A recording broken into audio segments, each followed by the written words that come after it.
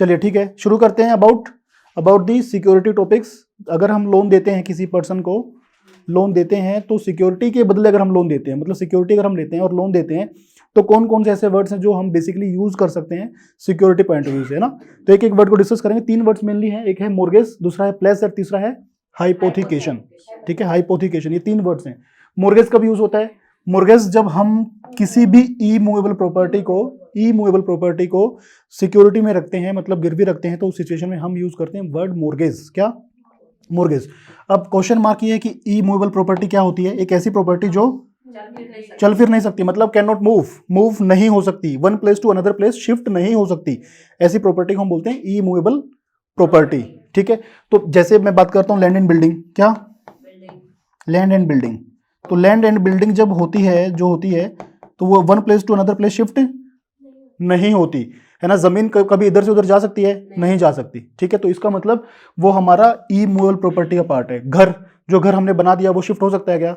हो सकता है ना, हो सकता है। कभी कभी हो सकता है कि उठा करके इधर शिफ्ट कर दें, टेक्नोलॉजी आ गई है, लेकिन हम बोलेंगे कि वो भी ई मूवेबल प्रॉपर्टी का पार्ट है। ऐसा नहीं कि शिफ्ट हमेशा ही होता है, वो इजीली शिफ्ट नहीं होता है, मतलब इजीली मतलब शिफ्ट नहीं हो सकता, हम उसको ऐसे बोल सकते हैं। तो ये सारी की सारी चीजें लैंड एंड बिल्डिंग जो एग्जांपल मैंने दिया है उसके ऊपर एप्लीकेबल होती हैं। जब भी मैं कोई होम लोन वगैरह लेता हूं तो उसमें अपनी प्रॉपर्टी जो घर को मैं गिरवी रखता हूं, मान लो मैं होम लोन ले रहा हूं और एक नया घर खरीदना है मुझे, तो उस सिचुएशन में क्या करता हूं, उस घर के लिए मैं उस घर के डॉक्यूमेंट्स में एज ए मॉर्गेज सिक्योरिटी देता हूं। ठीक है, तो बेसिकली वो जो घर है मेरा कौन सा प्रॉपर्टी है? ई मूवेबल प्रॉपर्टी है। तो और मेरा मतलब जब मैं मॉर्गेज कर रहा हूं, मतलब गिरवी कर रहा हूं, तो उसको उस सिक्योरिटी को मैं क्या बोलता हूं? मॉर्गेज।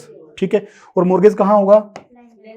लेंडर के पास। ठीक है, जब भी मैं किसी एनबीएफसी से या बैंक से या फिर किसी भी कंपनी जो finance company institution finance institution है उसके पास जब भी मैं उससे जब लोन लेता हूं, तो ऑब्वियसली बात है अपने प्रॉपर्टी के पेपर्स, रजिस्ट्रेशन डॉक्यूमेंट्स, रजिस्ट्री जिसको हम बोलते हैं, उसको हम लेंडर के पास गिरवी रख देते हैं। उस डॉक्यूमेंट को हम क्या बोलते हैं बेसिकली कि हमने ये क्या कर दिया? मॉर्गेज कर दिया, है ना। उसकी स्पेसिफिक एक डीड बनती है। क्या बनती है? डीड बनती है। उस डीड को हम बोलते हैं मॉर्गेज डीड। क्या बोलते हैं? मॉर्गेज डीड क्या होता है? एक बेसिकली एक एग्रीमेंट होता है बिटवीन लेंडर एंड बोरोवर। ठीक है, एग्रीमेंट होता है जिसमें सारी चीजें मेंशन होती हैं कि ये प्रॉपर्टी हमने उसको गिरवी की, या फिर हम ऐसा बोल सकते हैं कि लोन एग्रीमेंट में हम एक मॉर्गेज का पार्ट मेंशन करते हैं, मतलब क्लोज होता है उसमें कि हमने इस प्रॉपर्टी को मॉर्गेज कर दिया है। ठीक है, तो वो बेसिकली लीगल डॉक्यूमेंट का पार्ट होता है। किसका पार्ट होता है? लीगल डॉक्यूमेंट का। अब बात करते हैं प्लेस की। प्लेस क्या होता है? प्लेस भी एक तरीके की सिक्योरिटी ही होती है जो मूवेबल प्रॉपर्टीज के ऊपर एप्लीकेबल होती है। किसके ऊपर एप्लीकेबल होती है? मूवेबल प्रॉपर्टीज के ऊपर एप्लीकेबल होती है। अब मूवेबल प्रॉपर्टी क्या हुआ? ई मूवेबल का सीधा सीधा रिवर्स उल्टा क्या होगा? मूवेबल प्रॉपर्टी होगा। अब मूवेबल मतलब ऐसी प्रॉपर्टी जो शिफ्ट हो सकती हैं, इजीली शिफ्ट हो सकती है, हम उनको क्या बोलेंगे? Movable properties. ठीक है, one place to another place जो प्रॉपर्टी शिफ्ट होंगी उसको हम बोलेंगे मूवेबल प्रॉपर्टी। ठीक है, जैसे गोल्ड, अगर मैं गोल्ड लोन लेने जाता हूं तो ऑब्वियसली बात है मैं गोल्ड को लेके जाऊंगा ना, तभी तो उसके बदले मैं लोन लूंगा। ठीक है, तो प्लेस बेसिकली गोल्ड में यूज होता है। ठीक है, मूवेबल प्रॉपर्टीज के लिए मेनली प्लेस वर्ड यूज होता है। क्लियर?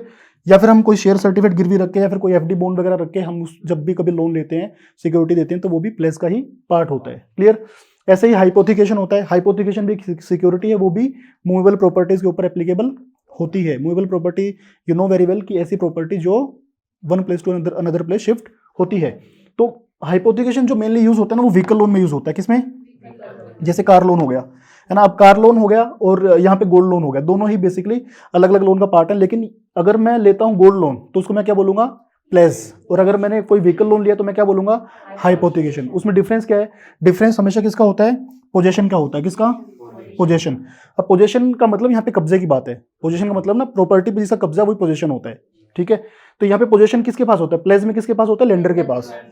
जब भी मैं किसी बैंक में या फिर किसी एनबीएफसी के पास लोन लेने के लिए जाता हूं, मैं गोल्ड उसके पास क्या रख दूंगा? गिरवी रख दूंगा। ठीक है, तो मेरा जो पोजीशन है शिफ्ट हो गया किसके पास?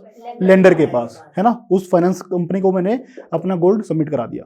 ठीक है, लेकिन यहाँ पे जब मैं कोई कार लेने जाता हूँ या कोई व्हीकल लेने जाता हूँ तो उस सिचुएशन में क्या होता है? व्हीकल मेरे पास ही रहता है ना, कंपनी के पास शिफ्ट नहीं होता। जैसे मान लो मैंने बैंक से लोन ले लिया, तो उस पर्सन ने, उस कंपनी ने उस व्हीकल कंपनी को क्या दे दिया? मेरे बिहाफ पे पेमेंट दे दिया, मेरी ड्यूटी को डिस्चार्ज कर दिया। क्लियर?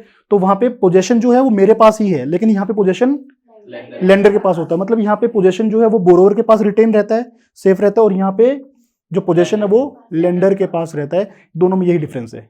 मोर्गेज ई मूवेबल प्रॉपर्टीज के ऊपर एप्लीकेबल है, लेकिन प्लेज और हाइपोथिकेशन दोनों अलग अलग पॉइंट हैं। बट उसमें सिर्फ इतना सा फर्क है, वो पोजीशन यहाँ पे बोरोवर के पास है, यहाँ पे लेंडर के पास है, दोनों ही मूवेबल प्रॉपर्टीज के केस में एप्लीकेबल होते हैं।